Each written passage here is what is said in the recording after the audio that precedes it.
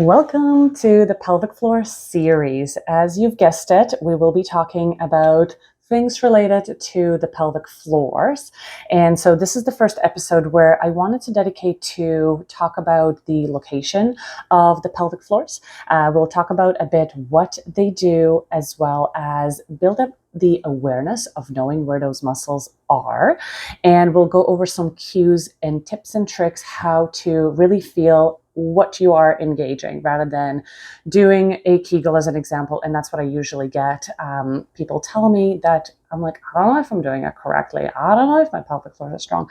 So this is a great way to start building some confidence around the pelvis, since it does so much for us. And we tend to either ignore it or consider it as this little like black box that doesn't really exist. So let's dive into it. So the pelvic floor muscles are located at the bottom of our pelvic area. So think of that as a floor to your core, and we'll make a separate video about the core unit and how the pelvic floors are a part of it. So today is just about the pelvic floors. And so as you can see, based off of the shape of the pelvis, the muscles are actually creating this bowl, if you can envision that. So from the front, it kind of rounds from the back, and you can see some muscles on the inside. And then we have our goodies, our fruit basket. We have our reproductive organs in this area. So we have the bladder that sits closest to the front of the connection of the pelvic bones. We have the uterus that's in the middle, and then we have the rectum at the back. And so if I take some of these muscles out, that will give us a better view of how the muscles actually are shaped like a bowl on the inside. So that's what you can see over here. And so what is their purpose aside from sitting at the bottom and keeping our organs nice and safe? Well, they're also responsible for controlling continence. They, as any other muscle group, they shorten, which means they make sure that no contents leave the body, but they can also relax and lengthen to allow contents to leave the body as well. And in addition to that, they provide structural support to the organs with the help of the abdominal muscles and the core. So that is a gist of what they're doing. And jumping into the awareness piece. So, okay, these muscles are making sure I'm not leaking, but where are they? So I want you to pay attention to a few pointers here. So in your body, I want you to feel your pubic bone. Now you can physically place your fingers at that area, which be the bottom of your abdomen. You'll feel a hard structure here. It's actually fairly wide, and it extends all the way down to where you start having the connection to the muscles where the clitoris and the hood of the clitoris is located. So imagining where that area is, I want you to then feel the sit bones. So likely you're sitting watching this video, and these are our two sit bones over here. So you can see how it creates a bit of a triangular shape. And so that is important for you to kind of get an idea where the upper borders of your pelvic floors are. If I flip the model back, you can see the tailbone that connects over to some of the musculature in the pelvic floors. And so you can connect the dots over from your tailbone to the sit bone and do the same thing on the other side. And so if I flip the model over this way, what we get is almost this triangular shape. If I place my model down, this is what I want you to feel at the bottom of your pelvis. And so those are your pelvic floors. It will be easier to feel them in a sitting down position because you have a bit more pressure on that area compared to when you are lying down. So imagine, I want you to envision the area, and I want you to draw your attention to it to kind of feel, hey, what's going on in that area? Is there any tension that you're feeling? Is it feeling just relaxed, like they're just hanging out? They're not doing a whole lot. And so that is a way to really draw that awareness to this area that we don't tend to pay attention to. And so as I've mentioned, what they do is they contract, which meaning the muscles are shortening, and they can also lengthen and relax. Based off of the shape of the muscles, because they're more round in nature on the inside and on the outside, what if you contract those muscles, or you do a Kegel, or you stop the flow of pee or gas, it will feel like you're squeezing the orifices and you're creating this lift. Now, so With all of this in mind, then let's go over what's inside our kind of pelvic area.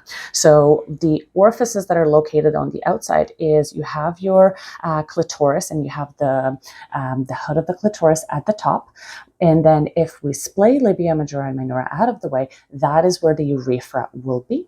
Then we have the vaginal opening, and then we also have the anus at the back. So they are all in line, and I want you to draw your attention to that area. So let's reverse and bring ourselves back to our pelvic floor triangle. So feeling the pubic bone, feeling the sit bones, and then feeling the tailbone at the back. So getting an idea where they are.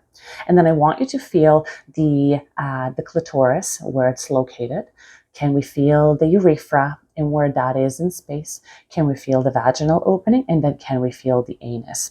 So that will give you a nice kind of idea where things are at to actually engage your pelvic floors and feel the squeeze. So it feels like things are squeezing, and then it feels like they are lifting, almost like they're getting scooped up, or when you're picking up a tissue from a tissue box. If you're like, Maria, I'm not really getting that. So here are some of my cues and tricks that are helpful to engage the pelvic floors. I'm sure some of you have heard about picking up the blueberry, but we're going to take it a little bit in with how can we decipher between engaging the urethra versus the vaginal canal versus the anus. So if we're talking about the vaginal canal, for you to feel that area more, I would recommend to imagine you're trying to pick up a blueberry with that area. Now you may feel it more so at the back end, depending on how you are sitting and depending on or depending on what position you're in as well. So if you're feeling it more so at the back end, that's quite normal, because all the muscles will have to engage to create that squeeze and lift.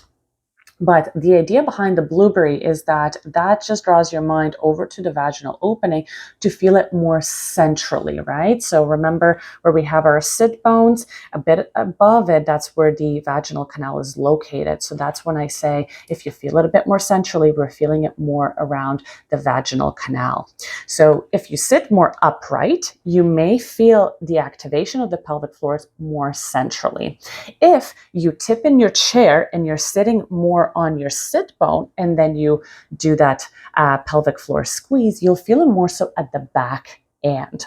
If individuals having a hard time engaging their anus, and that's when I would recommend, can you pick up a marble with the anus? So then it'll be this kind of scoop up with that area. But because of that missing link of the awareness, that's when can we use a bit more pressure on that area to actually feel those muscles engaged, to feel the difference between the different orifices. And so after feeling that, then we want to go into the urethra. Now, the urethra people find the hardest to engage for most part. A few of my cues are to try to pick up a grain of rice because it's smaller than a blueberry, or even wiggling your clitoris so then you feel it more at the front part of your pelvic floors. With that in mind, if you're like, Maria, I'm not really getting it, sitting with your posture a little bit more forwards when you have more pressure on the pelvic, on the urethral area, and then doing that squeeze, you will feel the muscles engage more at the front. So that is your way of kind of figuring out, okay, how are the muscles actually engaging? Can I feel all the different orifices engage? The pelvic floors will work as a unit. This is just a way to build your awareness, an idea as to where these muscles are located.